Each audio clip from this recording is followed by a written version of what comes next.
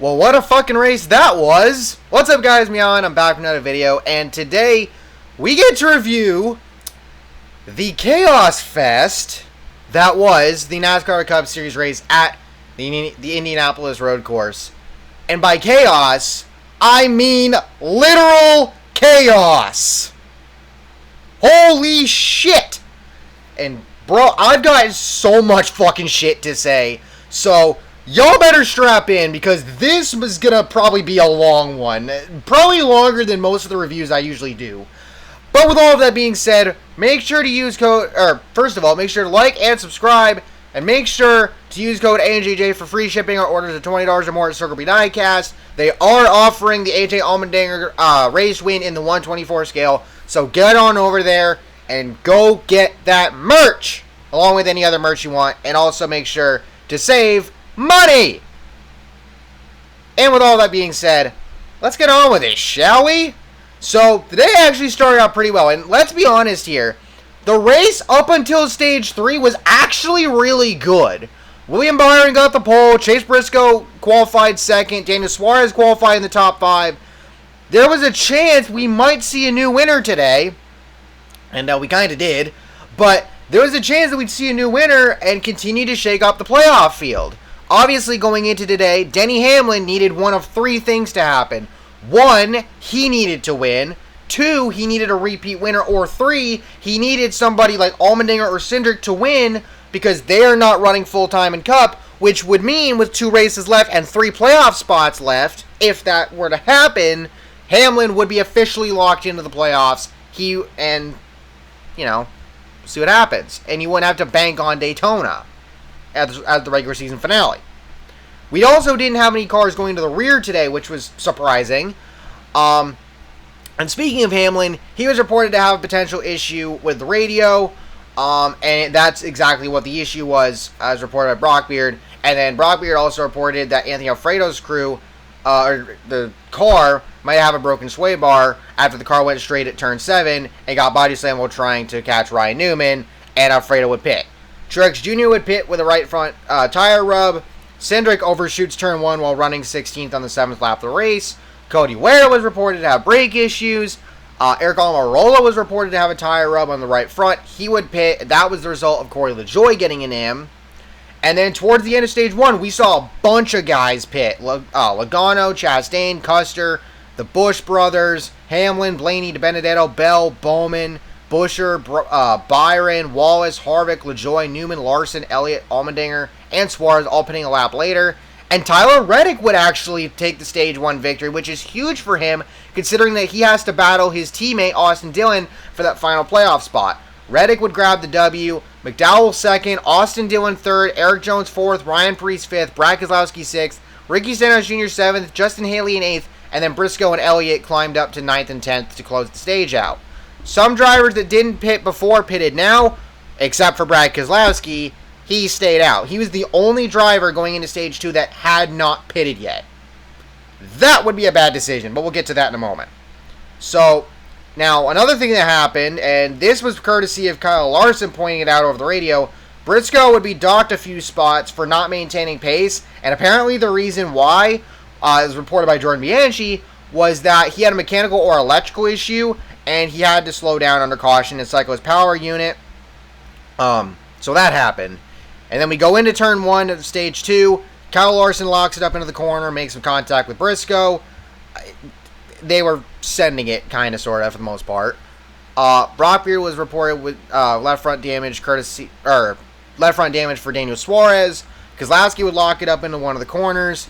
Bell and DiBenedetto both go off track but get back on, and Bell possibly had a tire up at that point in time. Chastain would go for a spin. Keselowski would spin and hit the wall. Heavy rear damage, but he makes it to pit road. Logano spins and continues. Chastain pits. Keselowski pitted again a little later. Cindric and Jones and Kurt Busch would pit with 4 to go. Byron and Briscoe, along with Suarez, Blaney, Truex Jr., Logano, Bowman, Harvick, Bell, McDowell, Wallace, Buescher, Almirola, Newman, and others would pit with 3 to go. Elliott and Larson, being the 2 leaders, would come to pit with 2 to go, or coming to 2 to go, with Kyle Busch, Custer, Hamlin, and Allmendinger pitting from behind them. Allmendinger would get a speeding penalty and have to restart from the rear for the next stage, And Tyler Reddick would take the Stage 2 victory, beating out his teammate Austin Dillon. Priest 3rd, Stenhouse Jr. 4th, DiBenedetto 5th, Haley 6th, LaJoie 7th, Andy Lally, who's running the 78 for Live Fast, he finished 8th, Larson 9th, and Elliott 10th. Drivers who stayed out would pit, and then we get going with Stage 3. And this is where all the chaos ensued, and this is where we have got to have a huge fucking discussion on multiple different things, okay?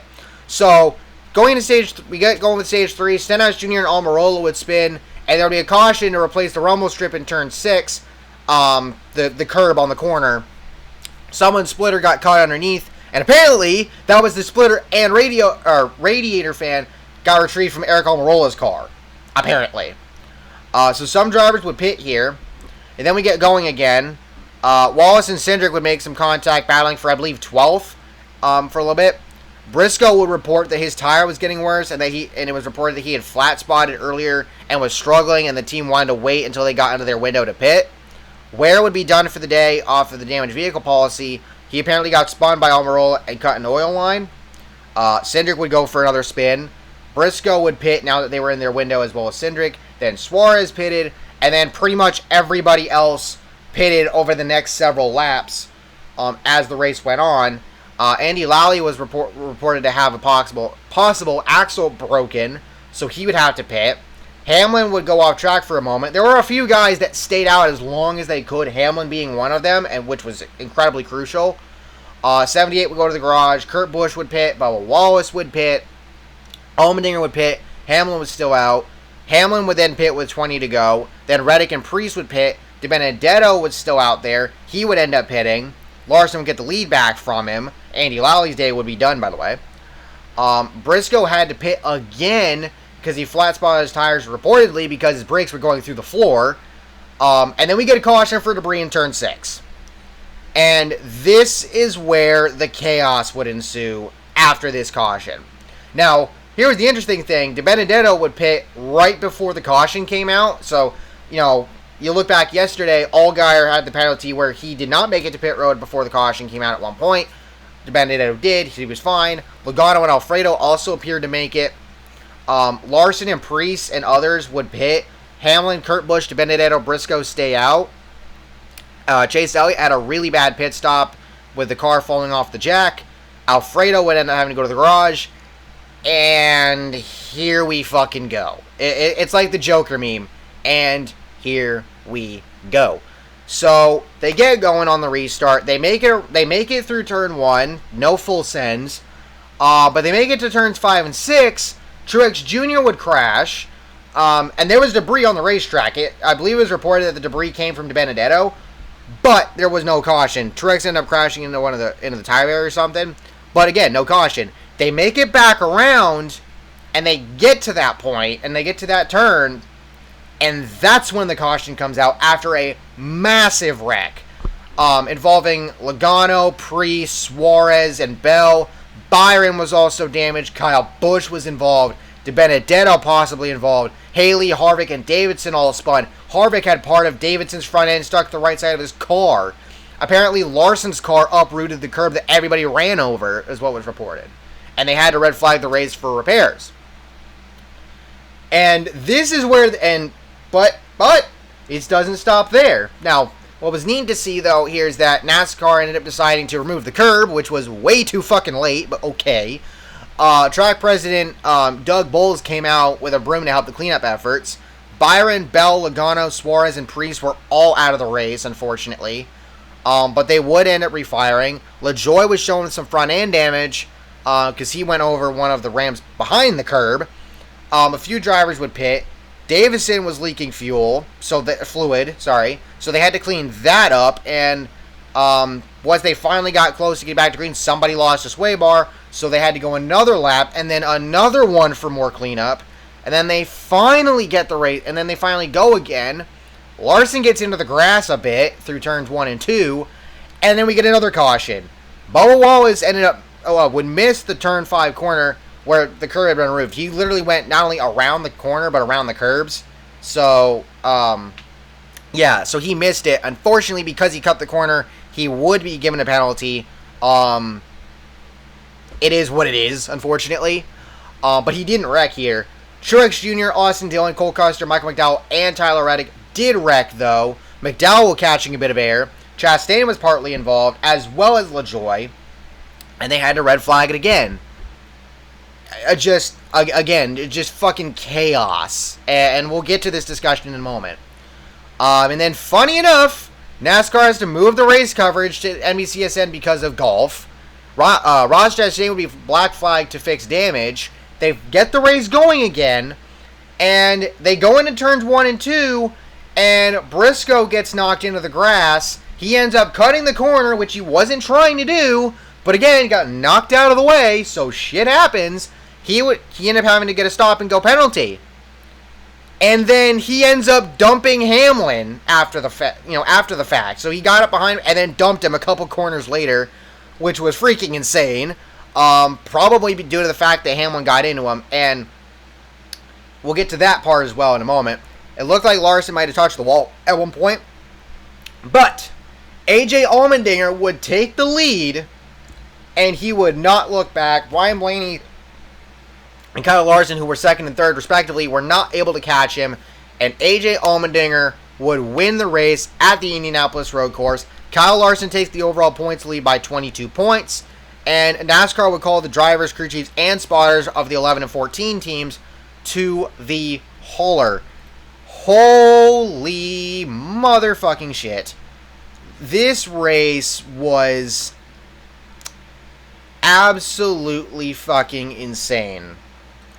And there is so much to fucking talk about. There is literally so much to fucking talk about. Really.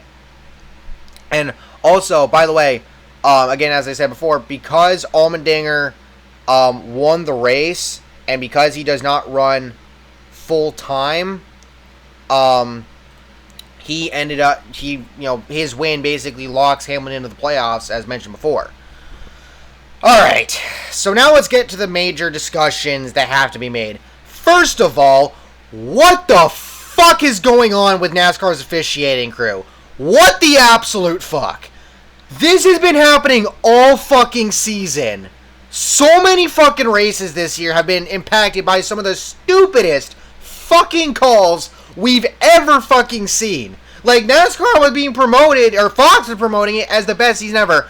Oh, it's been a hell of a season, alright, in more ways than fucking one. Go all the way back to the Daytona road course, where the rain caution that happened, that shouldn't have. You had, what was it? Kansas had a tire in the infield, and they waited to fucking call that caution until, I believe it was Chris Buescher pitted. I was at New Hampshire a couple weeks ago, and you had, obviously a lot of people contested NASCAR starting the race when they did, because it then rained, which took out Kyle Busch and impacted Martin Truex Jr.'s day. I mean, COTA happened, this race happened.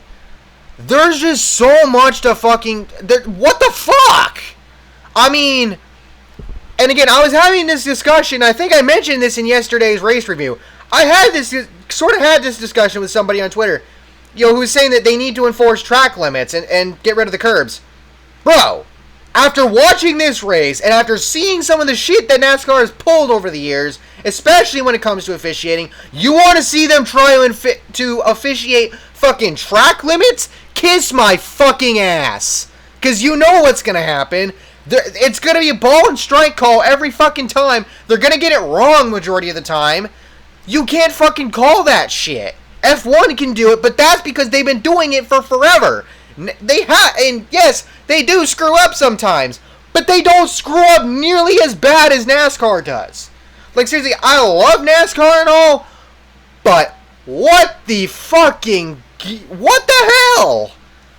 I mean, Jesus. And again, this race was actually really good up until the third stage and up until all the chaos ensued. Believe me, I wanted the chaos of Briscoe or Swart or somebody new winning to shake up the playoff field.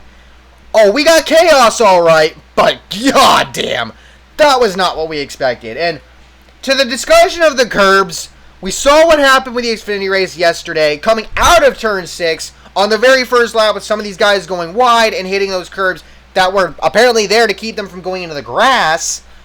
And then what happened with that turn today, I mean, I get that the Indianapolis road course is supposed to be the alternative for running the oval, which has gotten stale over the last few years.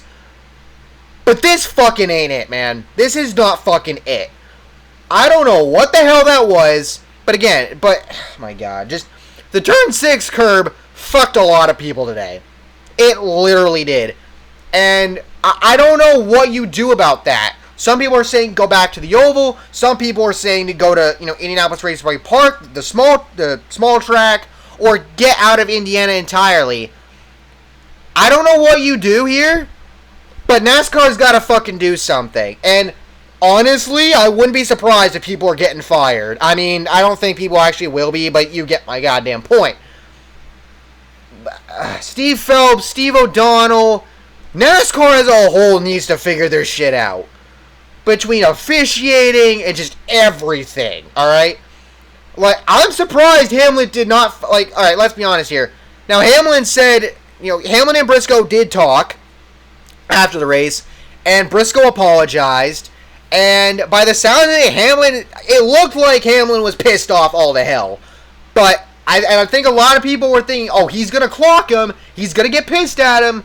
I think he was pissed, but he held it in. And I am shocked. I mean, you could say that team ownership probably has softened him up a bit. But, I mean, after that, considering that Hamlin could have gotten his first win of the season and could have kept the overall points lead away from Larson because they came into this race tied for that, how would you not be pissed off? And at the same time, I feel bad for Briscoe because what the fuck else was he supposed to do? He got ran off the goddamn track going through turns 1 and 2, which is why he cut the corner. It's not like he was trying to do that. And then he dumps Hamlin because what else is he supposed to do? He got ran off the fucking course, and Hamlin had a part to play in that. And Briscoe was going for his first Cup win as well. It's like, seriously. And Hamlin said that, he knows how Briscoe feels because he's been in that situation so many times, and that's understandable. But if that was anybody else, somebody's getting fucking clocked. Like, if Briscoe did that to, Joey Logano or Kyle Busch or somebody or hell, even Martin Truex Jr., or maybe even Kevin Harvick for that matter, his own teammate. If he did that to any one of them, I'm pretty sure Briscoe would have been clocked in the face. And I'm sorry to say that, but I'm pretty sure that's exactly what would have happened. I don't know what the fuck y'all got. I don't know what the hell y'all do. I really don't know what the hell y'all do.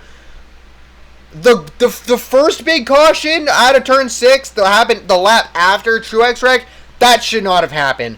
Truex, that should have been a fucking caution, especially if you're not going to call the caution on Truex because he was in the grass, he was out of the way, then you call the caution on the fact that there's debris all over the fucking racetrack. How do you not call that? Literally. How the fuck do you not call that? I mean, NFL officials have been ass, and Chisel Adonis makes fun of them all the fucking time for that. But, oh my god, if he was to do a compilation video of NASCAR's worst calls this season, if I was to give him a list and show him everything, I would love to hear what his commentary, because, oh my lord. I hope Urinating Tree does a fucking video on this, or after the season or something, because let's be honest, there's going to be even more tomfoolery, a whole lot more shenanigans the remainder of the season. I'm just... A lot of guys got fucked today. A lot of guys got fucked today. I mean, it would have been worse if it was earlier in the race, especially considering the fact that it would have, points-wise and stage point-wise, it would have fucked a lot of people up. So the fact that it happened after that softens the blow a little bit, but the points still matter. And going into Michigan next week and Daytona the week after, shit's going to get crazy, man. Because right now, it's virtually 2 playoff spots left, with Hamlin being locked in by the virtue of the fact that Allmendinger won. So, honestly,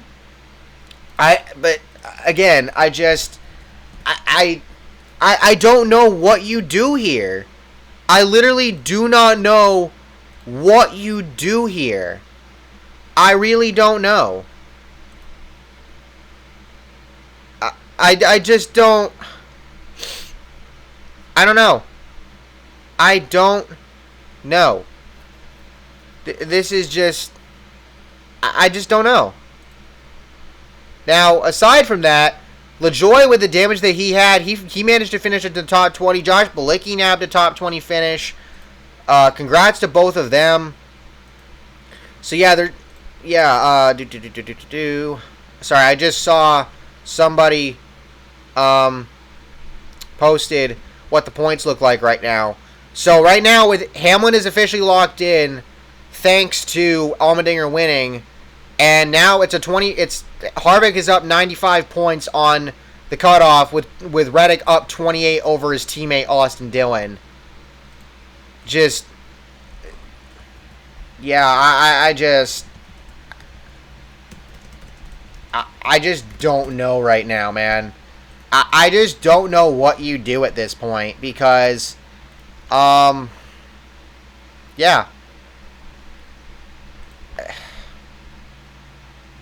I don't know, man.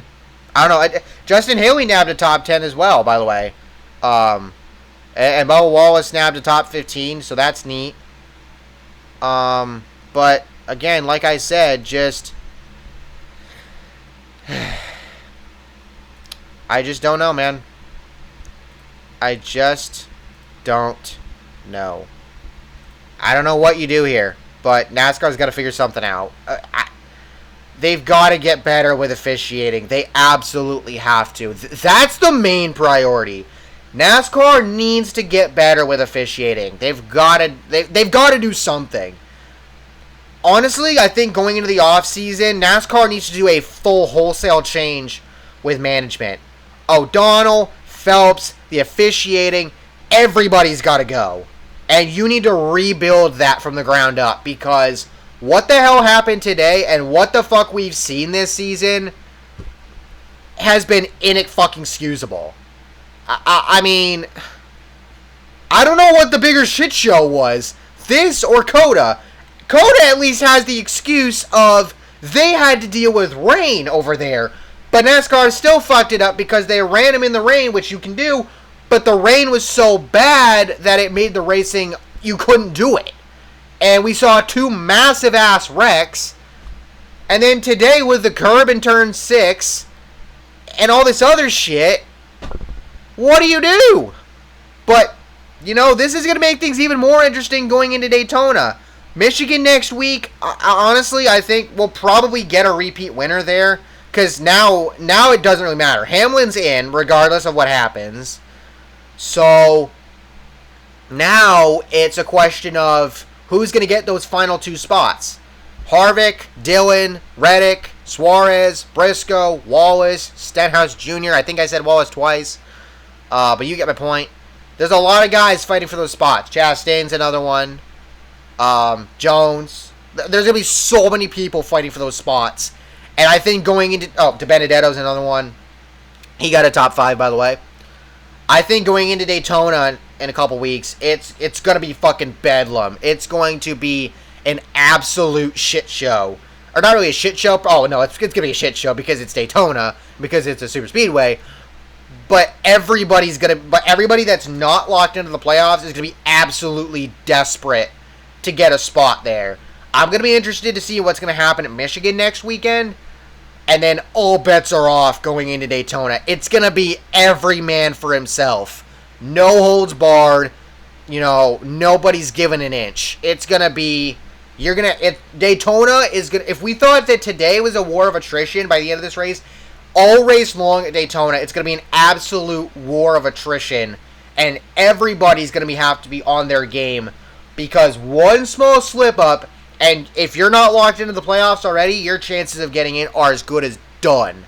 So, yeah, a lot of people are going to be banking on Daytona. But, again, like I said, we'll see what happens. And if I'm Kevin Harvick right now, I'm looking at Michigan like it's do or die.